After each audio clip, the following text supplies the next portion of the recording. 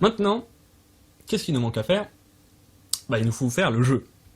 Là, on a quasiment tout fait. Dans Grid, en fait, il nous manque la vérification, justement, que quelqu'un a gagné ou pas. Et aussi un moyen de savoir si la grille est complète ou pas.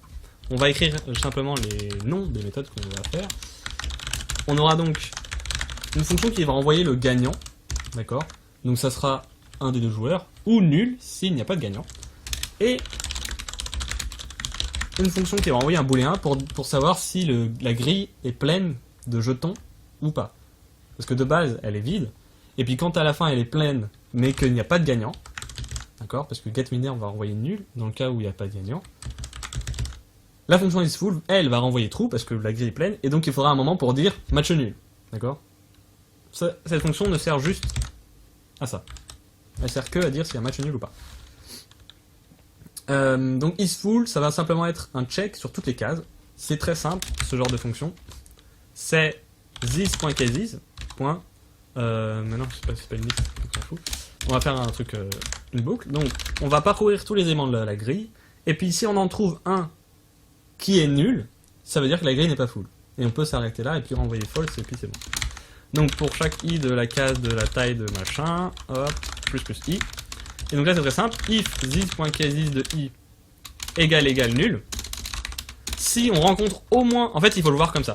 On va pas vérifier si toutes les cases sont pas nulles. On va vérifier si au moins une case est nulle pour le savoir, d'accord? Je sais pas si vous voyez. Est-ce que j'ai... Bon, je sais pas d'autres analogies à faire, mais là, on vérifie si la case... On vérifie si la grille est pleine, d'accord? On peut vérifier que tous les éléments soient pas nuls, d'accord? Qu'il y ait au moins un élément dans chaque case. Enfin, un token dans chaque case. Sinon, on peut le voir à l'envers, c'est-à-dire qu'à partir du moment où il y a un token qui est nul, ça veut dire que la grille n'est pas full, donc on renvoie false. Ok? C'est un truc qu'il faut savoir faire, enfin, c'est surtout un truc qu'il faut savoir comprendre. Lisez ça à tête reposée chez vous, tout ça, machin.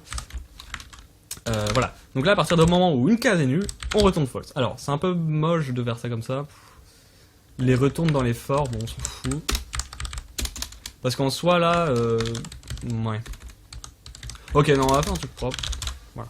On va mettre un booléen.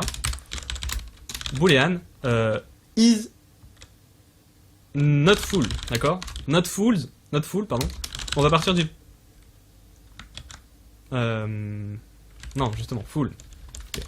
Ouais, donc ça va être le résultat, quoi. Donc is full, bon, on va l'appeler result. On va pas s'embrouiller. Donc le result, on démarre à true. Non, on va l'appeler is full, putain. Désolé, on va l'appeler is full, voilà, comme la fonction. Voilà. Notre truc is full. On part du principe que la grille est pleine, d'accord? Et puis à partir du moment où on rencontre un élément qui est nul, c'est-à-dire que la grille n'est pas pleine, justement, et ben on change ce is full, on le passe à false, et puis là on peut renvoyer is full, d'accord? Qu'est-ce que ça va faire dans le cas où c'est full? Bah, il va jamais rentrer dans cette condition. Dans le cas où il y a toutes les cases sont nulles. Alors d'ailleurs, c'est pas ça qu'il faut regarder en fait. C'est pas les cases qui sont nulles, c'est les tokens, d'accord? Donc là, on peut faire is empty. D'accord? On va faire une fonction grid case qui va me dire si elle est empty ou pas. Donc public.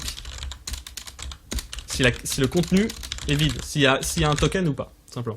Donc is empty, ça retourne. Dans le cas, hop, dans le cas où le token est nul, ça veut dire que c'est vide, donc je renvoie true. Dans le cas où le token n'est pas nul, ça renvoie false. Alors là, un petit truc. Rapidos. Donc retourne true, else retourne false. Ça c'est ce que je viens de dire, ok? Ça, c'est débile. Parce qu'en fait, ça c'est déjà un booléen. Ça renvoie false, ou ça renvoie true ou false. Et puis là, en fait, on fait donc if true, alors on retourne true. Et donc ça, si ça c'est false, et ben on va retourner false. Autant retourner directement le résultat de la condition, d'accord? Ça c'est des trucs classiques.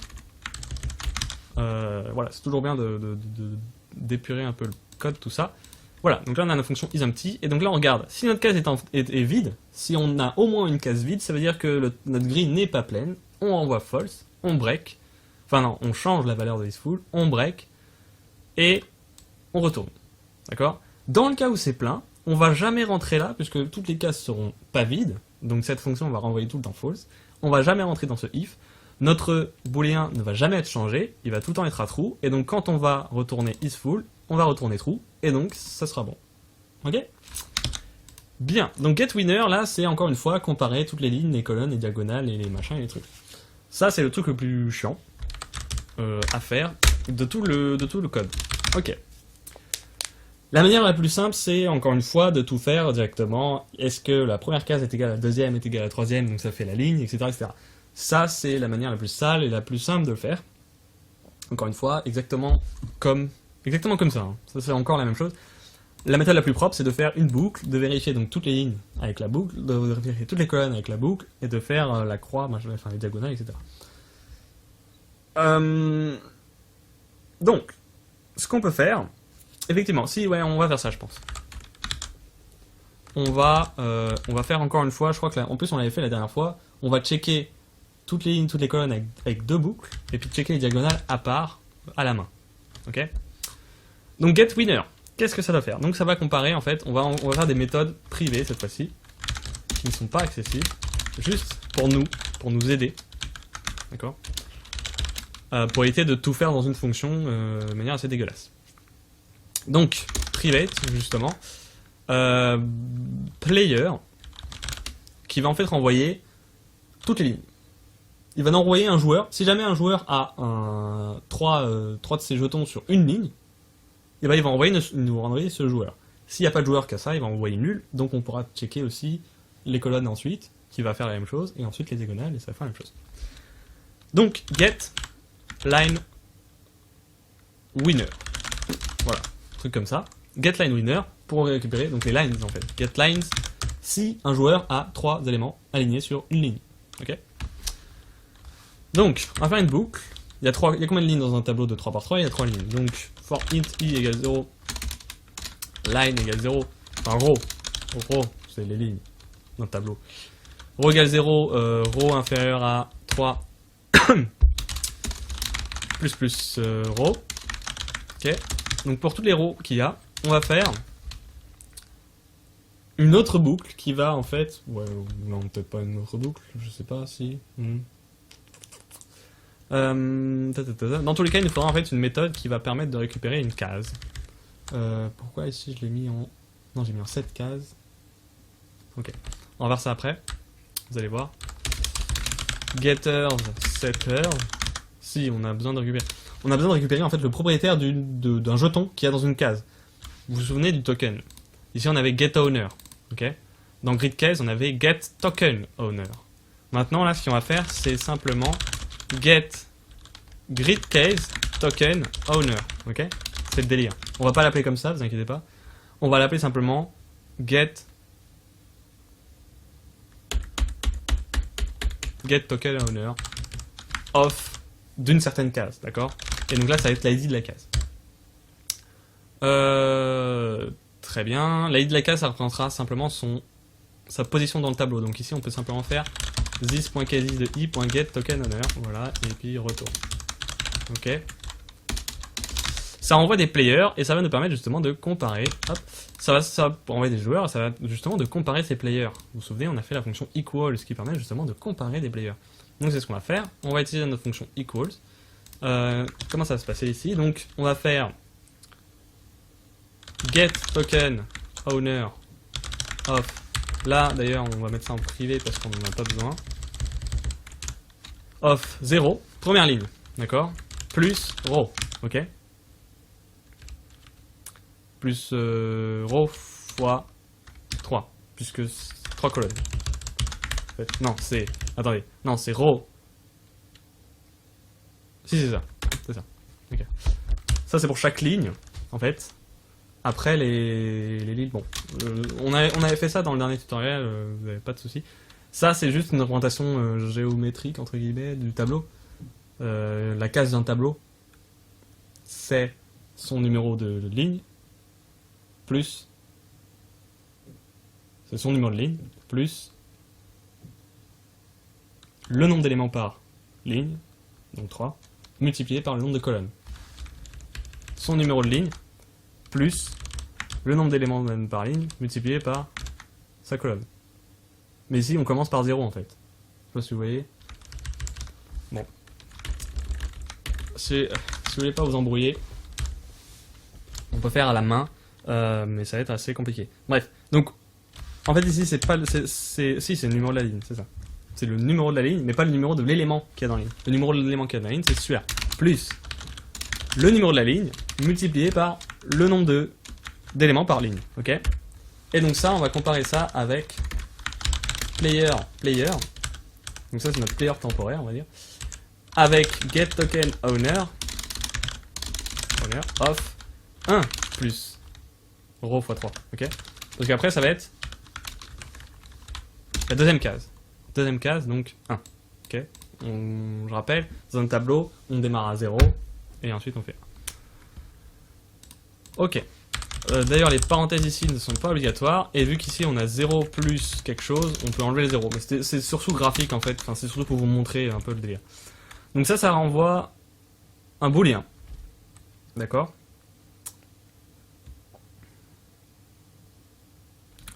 Ok. Donc si ces deux cases sont égales, il suffit de comparer. Alors, player, ça va être le joueur qui possède la première case, d'accord? D'ailleurs, dans player ici, on va faire un truc, c'est que si order égale nul, on retourne false direct, ok? Ça pour être sûr, au moins, si l'objet est nul, bah, ça peut pas être égal. Ok, donc la player, ça va être le premier joueur, donc le player qu'on va commencer à comparer. Donc ça va être getTokenOwner of 0 plus row x 3, hein, ça c'est le truc du dessous. C'est la première. Je vais arriver. Le premier joueur qui a tout ça, machin. Ensuite, donc ça on peut le remplacer directement par player.equals. Hop, voilà. Si le premier joueur est égal au propriétaire de la deuxième case, du deuxième jeton qu'il y a dans la deuxième case, alors on va tester est-ce que c'est égal à la troisième case aussi. Owner of. Hop, troisième case. On teste la troisième case. D'accord? Si ça c'est vrai, ça veut dire que le joueur possède les trois lignes et qu'il a gagné donc. Donc si ça c'est vrai, alors on retourne player. Ou alors on met un player winner égale nul. Ça ce sera bon. Hop, donc winner égale player. Et puis on break. Hop. On break, je vous rappelle qu'on est là-dedans dans une boucle, machin. Et à la fin de la boucle for, on va envoyer le winner. D'accord? Et puis c'est tout. On vient de terminer notre fonction getLinesWinner qui permet de récupérer le gagnant, s'il y en a un, d'une des lignes. Ok? Très bien. Est-ce que vous avez compris globalement le délire de ce truc? C'est pas si compliqué que ça à comprendre, hein, une fois que vous voyez à peu près. Là, en fait, on récupère les trois propriétaires des trois jetons qu'il y a dans la ligne, puisqu'on a dit qu'il y a 3 éléments par ligne, hein, c'est un morpion. Et puis on les compare, en fait, 2 à 2, parce qu'on peut pas les comparer les trois en même temps. On les compare à 2 à 2. Donc on prend le premier, le propriétaire du premier jeton qui est dans la première case, on compare au deuxième, et après on reprend le premier, et on compare cette fois-ci au troisième. Et puis, vu que dans ce if, on est dans le cas où les deux premières cases ont le même propriétaire, là, il suffit de comparer la dernière case avec le premier pour savoir si le player possède les 3 cases, d'accord? Les 3 jetons qu'il y a dans les cases. Je dis les 3 cases pour aller plus vite, mais on est d'accord, c'est bien les jetons qu'il y a dans les cases, hein, que le player possède et non pas les cases. Ça, j'en ai parlé tout à l'heure. Très bien. Parfait. Donc ça c'était pour les lignes, et en fait pour les colonnes c'est strictement pareil. Donc on peut faire un copier-coller, c'est très mal. À chaque fois que vous devez faire un copier-coller de fonction, réfléchissez. Il y a toujours moyen d'éviter de faire un copier-coller. Là effectivement il y en a un moyen d'éviter de faire coller. On va le faire tout de suite, ne vous inquiétez pas. Donc là c'est pas les rows, c'est les colonnes, d'accord? Mais globalement l'idée reste la même derrière.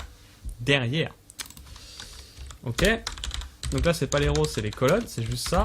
Et puis là en fait, c'est pas 0 plus col x 3 en fait, c'est col plus 0 x 3. D'accord? Ça va être l'inverse.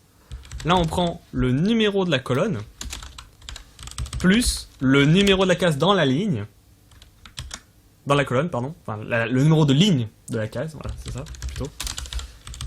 Et donc ici, en fait, vu qu'on fait par colonne, le premier élément, c'est la première ligne, donc c'est 0. Ça, c'est le numéro de la ligne, donc c'est la ligne 0.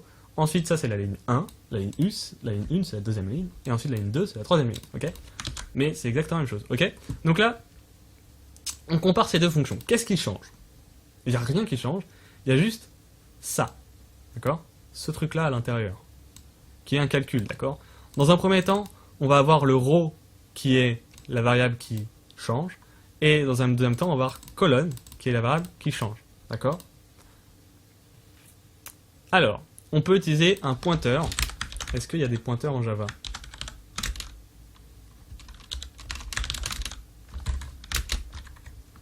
Je sais pas, non, alors, ça c'est en C#, je crois. Oui, si, on peut utiliser la classe integer. Je sais pas du tout comment elle s'utilise. Est-ce que... Alors voilà, on va... Ok, nickel. On va tester. Ce qu'il faudrait en fait, c'est changer... Ouais, mais non, mais ça marchera pas, ça en fait. Bah si, puisque du coup, on définit...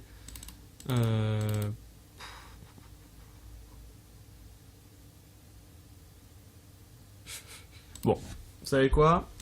On va pas changer.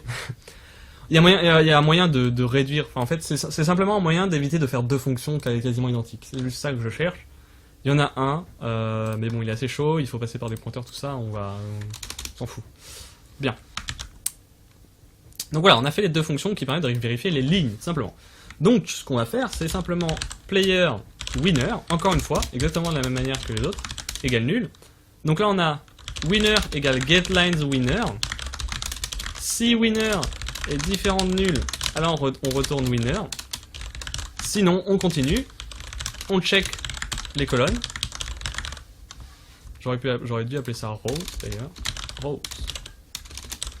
Hop. Voilà. Rows winner, column winner. Donc là c'est row. Voilà. On regarde dans un premier temps. Donc si un joueur qui a gagné sur une des lignes, alors on renvoie ce joueur puisqu'il a gagné, c'est bon. Si un joueur qui a gagné sur une des colonnes,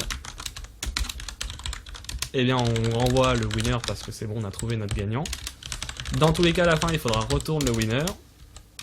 Et en fait, ça, ce que je fais là, c'est juste pour éviter de regarder en fait s'il y a un jeu gagnant dans la colonne, alors que dans les colonnes, alors qu'il y en a déjà un. On a déjà trouvé un gagnant, donc ça sert à rien de regarder dans les autres colonnes ou les autres trucs. C'est bon, on a trouvé un gagnant, on le fait qu'une seule fois, c'est bon. On n'a pas besoin de vérifier 36 000 trucs pour regarder s'il y a un gagnant. Et donc là, il nous reste les diagonales, on a dit. Et pour checker les diagonales, ça va être le même principe que ce qu'on a vu là. Sauf que là, on connaît en fait. Vous voyez, ça va être ça. Simplement. Hop, voilà. Donc là, on va checker la première diagonale. La première diagonale, c'est donc celle qui va de haut en gauche, 0. On démarre de la case 0 jusqu'en bas à droite. Donc get token of 0, c'est la première case. Ensuite, 1, 2, 3, 4. C'est la case du milieu. Et la dernière case, c'est la case 8. On ajoute de 4 en 4. Ok. Winner égale player, où on peut simplement faire ici retourne player, puisqu'on sait que c'est le gagnant. Voilà. Donc ça, c'était pour la première diagonale. Et la deuxième diagonale, c'est la même chose. Mais voilà. Encore un copier-coller, je suis désolé. Mais je vois pas de manière simple de le faire... simple à expliquer, en fait, surtout. Donc là, on démarre de la case en haut à droite, et on va jusqu'en bas à gauche. La case du milieu, elle change pas, et la case en bas, c'est donc 5, 6. Ok. Juste pour vous montrer un peu ce que j'ai fait. Donc, la première fonction, là, c'est pour vérifier si cette case et cette case sont égales. C'est la première diagonale.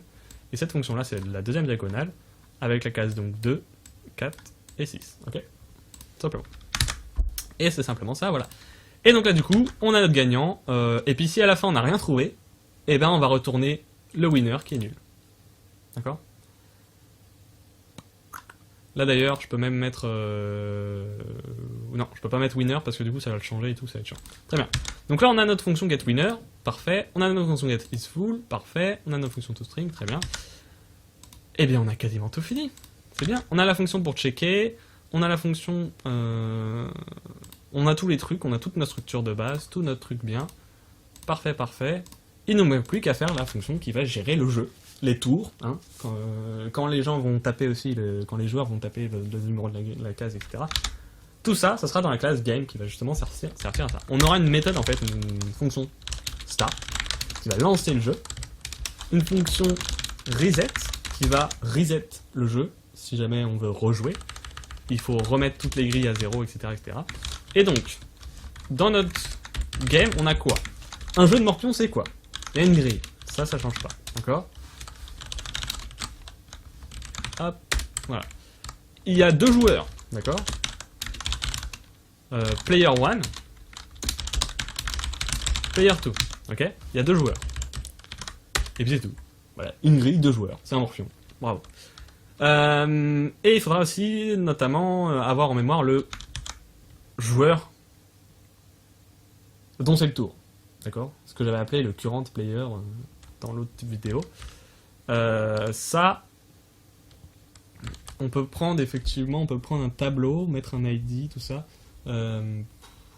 C'est pas... Non, on va faire ça dans la fonction start en fait. On va voir dans la fonction start un player qui sera le player qui est en train de jouer, tout simplement. Donc là, il faut commencer par un joueur. Hein, voilà. Alors, juste un truc aussi. Pour notre classe game, il nous faut donc un reset de la grille. Donc c'est pour ça que dans la classe grid, ici, on va faire une fonction qui va permettre de reset l'état de la grille, donc de la vider. Qu'est-ce que je viens de faire? Je sais pas. J'ai qu'un... Ok, c'est bon. Bref. On va faire une fonction qui permet de vider la grille, c'est-à-dire de remettre tout à 0. Qu'est-ce qui se passe? Oui, c'est bon. En gros, c'est ça, en fait. This.reset. Enfin, this.clear. Voilà, clear. C'est parfait. Void clear. Et on va simplement redéfinir tous les cases. Tout bien. Alors, ce qu'on peut faire, effectivement, là, c'est... En fait, là, on définit... Non, non, c'est bon. C'est bon, c'est bon, c'est bon. On va faire ça comme ça.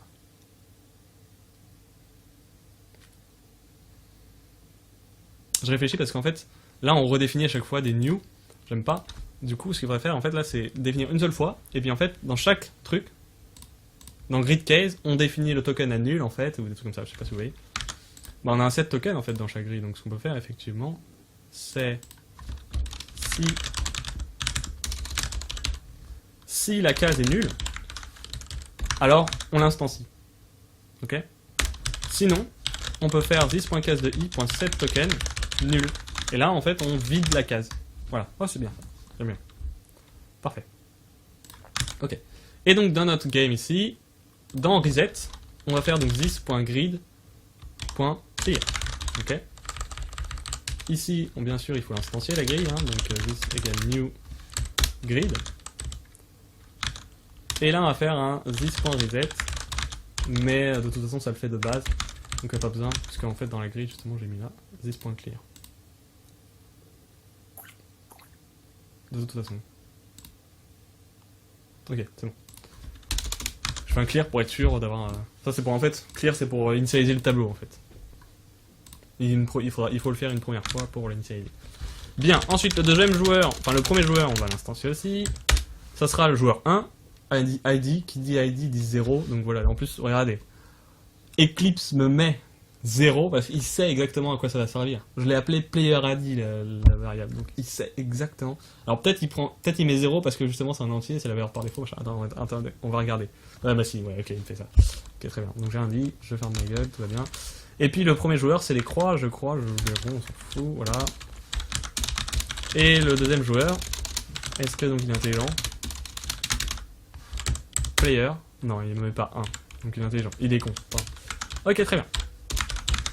Voilà, donc ça sera nos deux joueurs. Surtout, ne pas mettre l'ID pareil, hein, parce que justement, on a dit que dans notre function equals, ça va justement comparer les ID. Donc si on met deux joueurs qui sont différents, qui ont le même ID, bah ils vont considérer, enfin notre code là va considérer que les deux joueurs sont les mêmes. Alors que non. Donc surtout, faites ce que vous voulez, mettez les ID que vous voulez ici, juste qu'ils soient différents. Très bien. Très bien. Donc le current player, c'est current player 1. On aura une méthode privée. Je sépare tout le temps mes méthodes privées des autres. Qui va simplement swap turn. Enfin swap player. Le tourne. Swap turn. C'est ça, swap turn. Hop. Si swap turn. Donc du coup on aura notre objet current player. C'est un passage par référence, je crois, j'espère. Comment faire Ouais. Donc si current player point equals, et puis là vous voyez c'est bien, c'est pratique d'avoir fait une fonction equals. Point equals this.player 1. Alors, c'est bon. Alors donc ça veut dire que c'est de base c'est autour du joueur 1, donc on va passer autour du joueur 2. Et puis sinon c'est l'inverse, ça veut dire que c'est au joueur 2, donc on va passer au joueur 1. Okay. Et donc là on va faire un swap turn en espérant que ça passe par référence, le Java. Il me semble. On peut tester ça rapidement.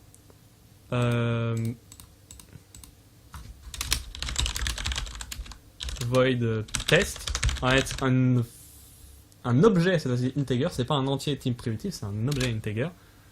A. On va faire A égale 5, 4, 4, on fout. Et puis là on va afficher simplement, on va faire un autre integer là, Toto égale 1. Et on va afficher test de Toto. Non. On va faire test de Toto. Et là on va afficher Toto. Ok. Là normalement c'est censé m'afficher 4. Et donc ça m'affiche 1, donc ça veut dire que c'est pas passé par référence, donc c'est passé par valeur, effectivement. Est-ce qu'on a un moyen... Bon ça c'est un entier donc on s'en fout, mais ok, d'accord, parfait, nickel. D'ailleurs on peut tout virer là, parce qu'en fait on va faire un new game. Regardez, game égale new game. Import game.start pour démarrer le jeu, et puis c'est tout. Voilà, notre point d'entrée c'est ça, notre fonction main. Voilà, il y a juste besoin du jeu, on le lance et puis c'est tout. Donc subturn ça va pas fonctionner. Y a pas un moyen de passer par référence là? Y a pas un truc genre ref ou out? Non? Ou et? Non? Je sais pas. Je suis sûr qu'il y a un moyen, mais bon, s'en fout. Ah si, attends. Ah, ok, j'arrive. Très bien. Donc du coup, on peut le mettre en... Ça me gêne un peu de faire ça. Bon, allez, on va le mettre là.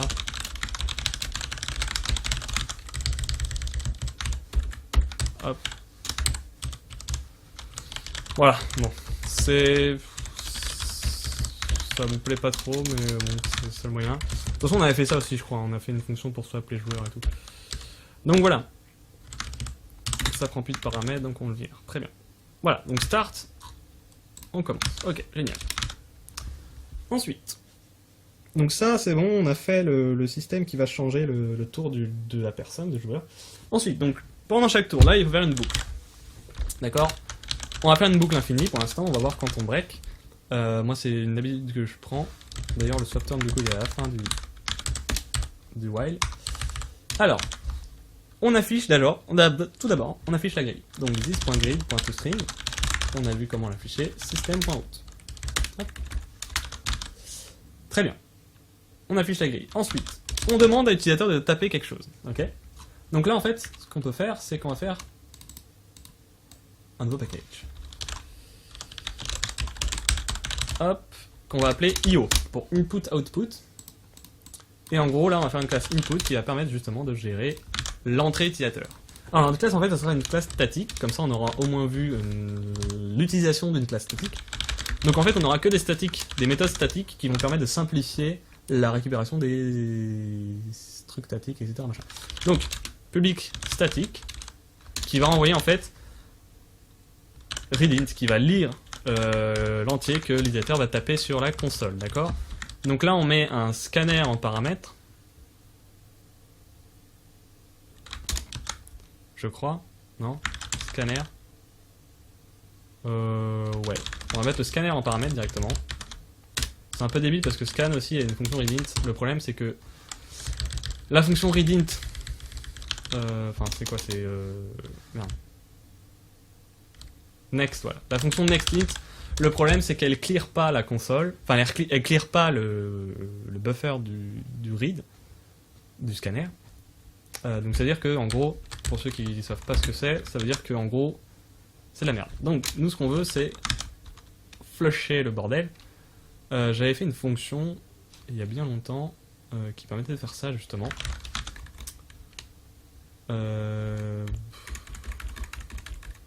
Sinon on peut faire comme avant, c'est-à-dire faire un scan.nextLine, on prend carrément toute la ligne, donc scan.nextLine, voilà, là on prend toute la ligne, comme ça on est sûr de tout prendre, voilà, scan.nextLine, je sais plus s'il prend le backslash n, il me semble pas, non.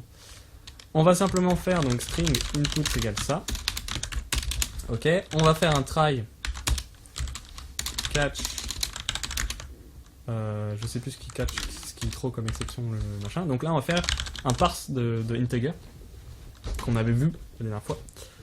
Integer.parseInt. Hop. On parseInt donc input. On essaye. Et puis si jamais il n'y arrive pas, on va catcher donc number format exception. Hop. Qu'on va pas afficher dans la console. On va simplement retourner -1. Vous allez voir après pourquoi. Et là on retourne le résultat. Et en fait int result égale -1. Et puis sinon on peut faire ça comme ça, voilà. Int result égale -1. On part du principe que c'est -1. Result égale integer.parseInt. Ok. Dans le cas où on catch une number format exception, on fait rien. Et on retourne le résultat. Tout va bien. Ok. Voilà. Donc c'est très bien. On peut le mettre dans machin là. Donc là on récupère l'entrée utilisateur, donc le input. Ça va être input justement .readInt. Vous voyez. Là il faut déclarer un scanner au début. C'est pas génial. Mais bon on va le faire quand même. Scan égale new scanner. Et là il faut lui passer en paramètre le system.in. Très bien. Et donc voilà. On a l'input. D'accord. Donc là, on refait un while tant que l'utilisateur n'aura pas rentré le bon truc. Sinon, on peut faire un get input ici. Get input. Get user input. Qu'on va... Voilà. On va mettre le scanner en paramètre. Scan. Ouais, on met le scanner en paramètre de tout le monde, c'est la fête. Et donc, int input, ici, ça va être le get user input. Scanner. Et c'est là-dedans, en fait, c'est dans cette fonction qu'on va faire toute la boucle. Ça, c'est juste pour séparer pour split un peu les fonctions, pour éviter d'avoir un bordel pas possible. Donc c'est là-dedans qu'on va faire un while. Ok. Donc while true, toujours faire des boucles infinies, c'est la vie. Input égale -1, on s'en fout. De toute façon, dans tous les cas, là, si on break, on retourne un bon input. On est sûr de retourner un input. Donc while true. On read. Si input c'est... En gros, il faut juste vérifier si input est compris entre 0 et 8. Hein. Entre les ID des cases. Hein. C'est juste ça le problème, le truc à vérifier. Donc si input machin, on break et puis c'est bon. Et puis c'est bon, c'est fini quoi. Input et... pardon, j'ai oublié... Voilà. Voilà, c'est juste ça. Get user input, c'est juste ça. Comme ça, au moins, on est sûr de retourner un bon entier qui est entre 0 et 8. Ok, donc input, on retourne machin. Ensuite... on set la case, donc ça c'est ça que j'ai pas fait. Dans grid, il faut setter, là dans le player getter setter, on va faire un setter public cette fois-ci, qui va permettre de setter le token d'une case. Donc cette case token, donc l'ID de la case, et le token à setter. Token. Hop, ça va être simplement this.case1.id, case ID, point, s'il te plaît, set token, qu'on a mis là, hop, c'est nickel, parfait, tout va bien. Là on est sûr que notre input sera toujours entre 0 et 8 puisque notre fonction nous le garantit. On a une boucle true, et donc une boucle infinie, et le seul moyen d'en sortir c'est que input soit entre 0 et 8. Donc c'est forcément sûr obligé qu'on aura toujours un truc. Par contre il faut dire un petit message à chaque fois, c'est à votre tour, tapez machin truc. Player plus this.currentPlayer.getToken.toString. Bon, il va faire le toString tout seul, donc il n'y a pas besoin de le mettre. Ça aussi, c'est des petits trucs à connaître. Player, tada, your turn. Et donc là, on lui demande de taper un chiffre. Voilà. Entre 0 et 8. Donc là, tout va bien. On peut éviter de... Voilà. Ok. Donc là, c'est sûr, on est bon. Ensuite, donc dans la grille, maintenant, il faut setter. This.grid. Arrête. .setCastToken. Le case ID, c'est l'input. Le token, c'est le joueur currentPlayer.getToken. Vous voyez, on a tout là, tout se déroule tout seul. C'est ça en fait l'intérêt de faire un code architecturé, structuré et propre, c'est que tout se déroule tout seul. Là, on n'a plus rien à faire. ThisGrid.setCastToken, on set le token de la grille avec donc l'input qu'on a récupéré, le numéro de la case, le token du joueur qui est en train de jouer. Là, on vérifie si il y a un winner. Donc ThisGrid.getWinner est différent de nul. Ça veut dire que le joueur courant a gagné, notamment. Ça, c'est bien, parce que la grille vient de changer. Hein. Le seul truc à changer depuis le tour d'avant, c'est que le joueur actuel, le joueur dont c'est le tour, vient de jouer. Donc s'il y a un gagnant, c'est forcément le joueur qui vient de jouer. Hein. On n'a pas oublié de checker la dernière fois ou je sais pas quoi.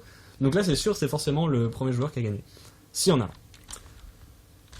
Else, s'il n'y a pas de gagnant, mais que la grille est pleine, vous voyez, vous vous souvenez, s'il n'y a pas de gagnant mais que la grille est pleine, ça veut dire que c'est match nul. Donc là, c'est un joueur à gagner, donc a player won et draw, ok, match nul. D'accord. Et puis dans tous les cas, s'il n'y a personne qui a gagné, on swap turn et puis on recommence. D'accord. C'est tout, c'est fini. Donc si on a un joueur qui a gagné, on break. Si on a un draw, on break aussi. On peut éventuellement demander aux gens s'ils veulent rejouer, par exemple. Mais on va pas le faire parce que c'est chiant tout ça. Faites la fonction reset. Ouais, bon allez, la fonction reset on oublie. Le clear on s'en fout. On va garder les trucs simples. Voilà. Raté.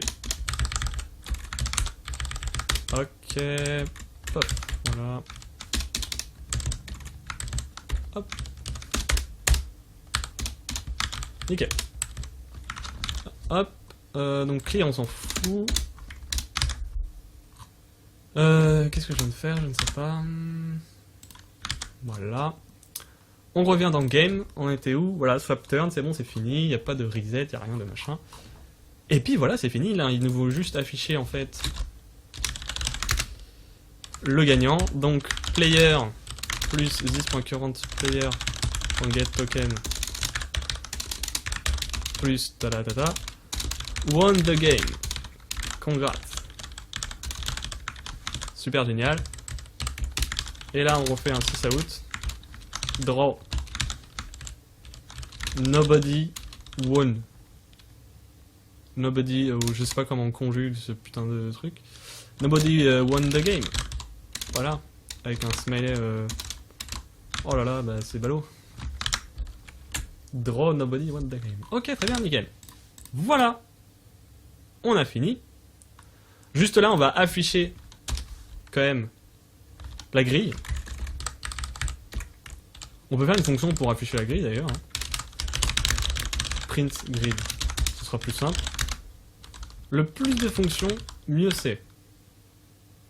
D'ailleurs, du coup, on n'est même pas obligé de faire un toString. Est-ce que tu réagis, s'il te plaît? Merci. On n'est pas obligé de faire un toString, puisque normalement, il va le faire tout seul, le toString. Vu qu'on a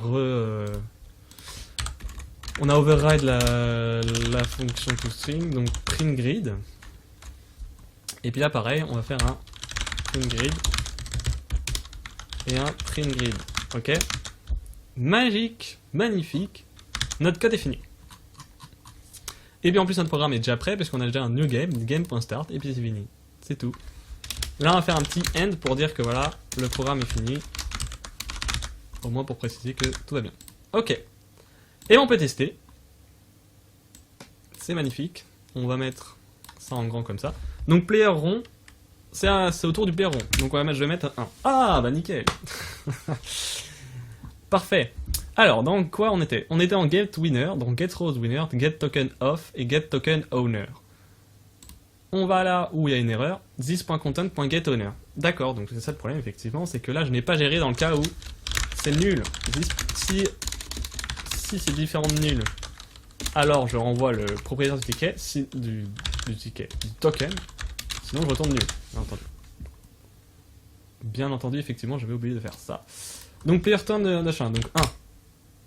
S'il te plaît, un petit effort. Get rose winner. If player.equals. Effectivement, si player est différent de nul et machin. Et donc ça, je l'ai mis à peu près partout.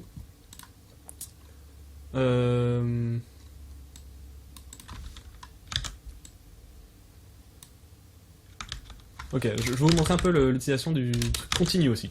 Donc si player égale nul, si c'est-à-dire que si la première case est vide, en gros, c'est-à-dire qu'il n'y a pas de... Le token n'appartient à personne. C'est-à-dire que la case est vide.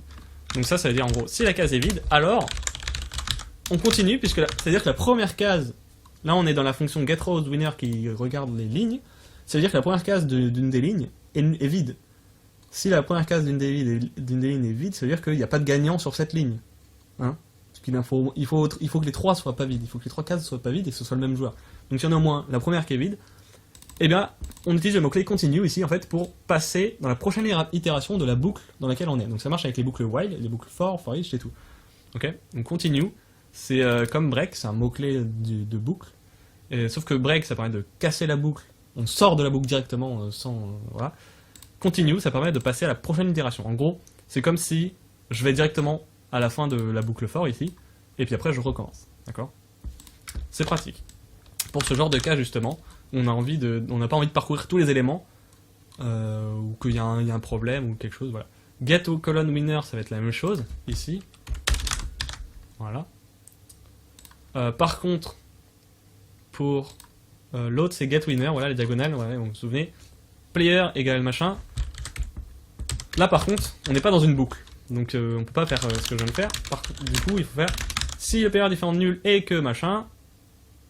Si le player est différent de nul et que machin. Alors, pourquoi ça marche? Parce qu'en fait, ce et là permet de donc, comparer deux conditions.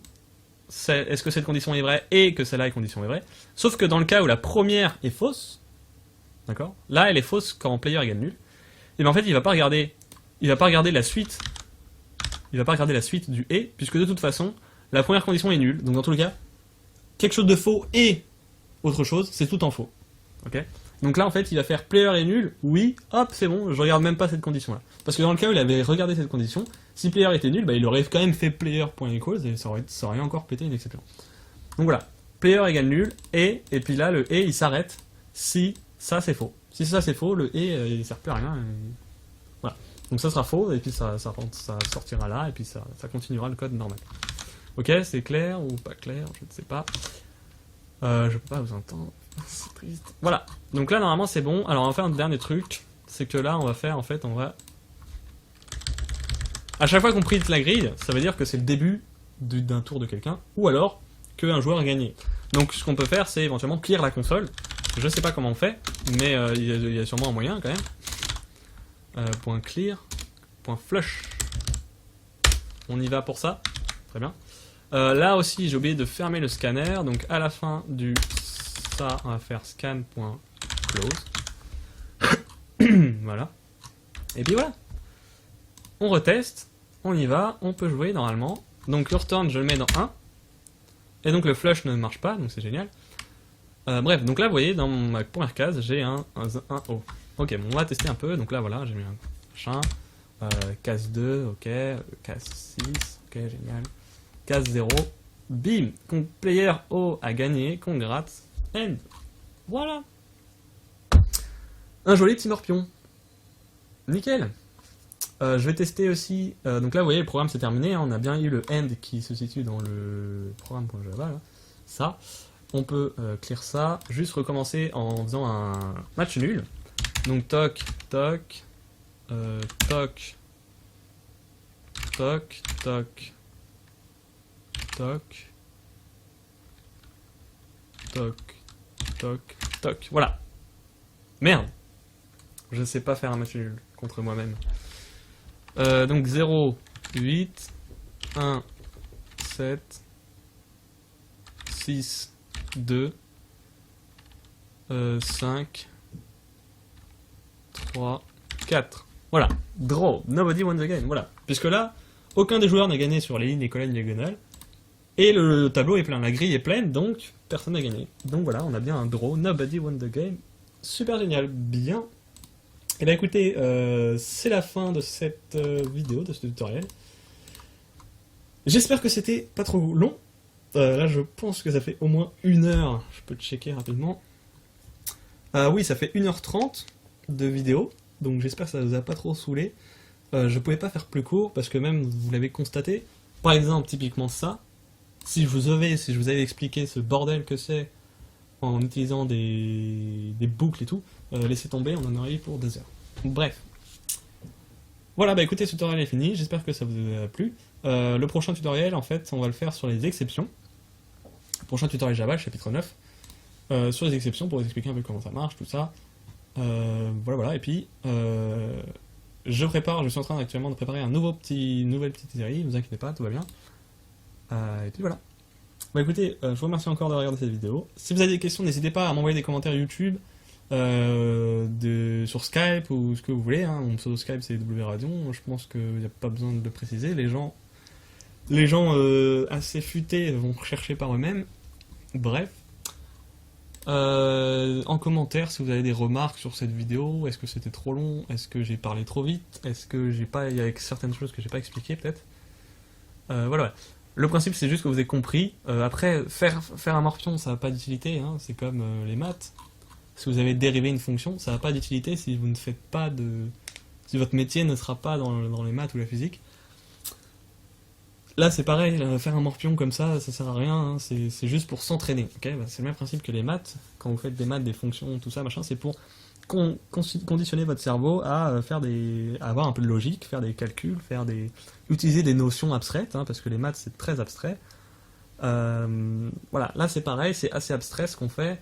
Bon, c'est un peu plus concret que les maths, mais c'est quand même toujours assez abstrait, puisqu'on fait la structure globale d'un morpion. On a bien vu qu'en le faisant en une fonction, ça marche très bien. Donc voilà, juste, l'important c'est que vous ayez compris le déroulement de tout ça, la structure, pourquoi on a fait tel truc, pourquoi on n'a pas fait tel truc, etc. etc. Voilà. Bien, je vous remercie encore une fois d'avoir regardé cette vidéo, et puis je vous dis à la prochaine pour une prochaine vidéo. Ciao!